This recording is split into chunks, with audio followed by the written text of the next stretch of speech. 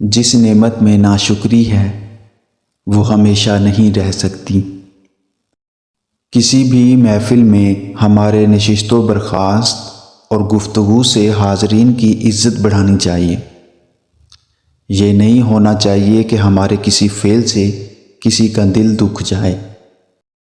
اصلاح نفس کی ہمہ وقت کوشش کرتے رہو تاکہ ہمارے اندر اچھی صفات پیدا ہوں۔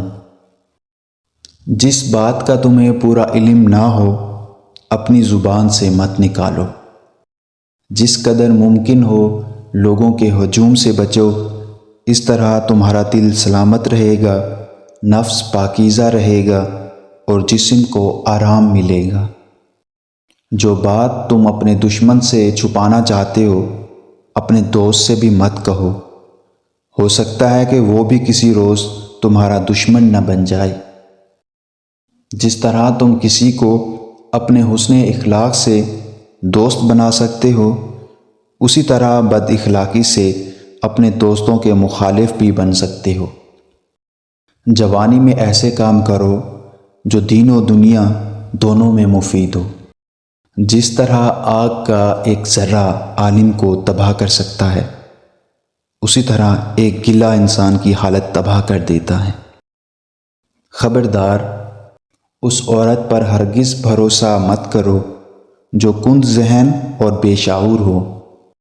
بدگمانی کو اپنے اوپر غالب مت کرو کہ تجھے دنیا میں کوئی ہمدرد نہ مل سکے۔ ہر قسم، ہر طبقہ کے لوگوں کو پہچانو اور ان کے ساتھ مناسب برتاؤ کرو۔ دو چیزیں صدقہ کرو، دولت بارش کی طرح برسے گی۔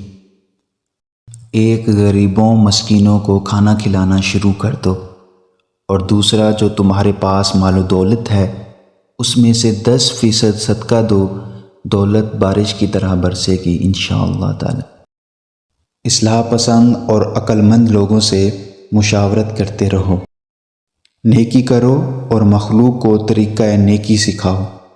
بدی سے دور رہو اور مخلوق کو بھی بدی سے دور رکھنے کی کوشش کرو۔ رات میں آہستہ آہستہ باتیں کرو تاکہ کوئی تمہارا دشمن تمہاری بات سن کر تمہیں نقصان نہ پہنچا دے۔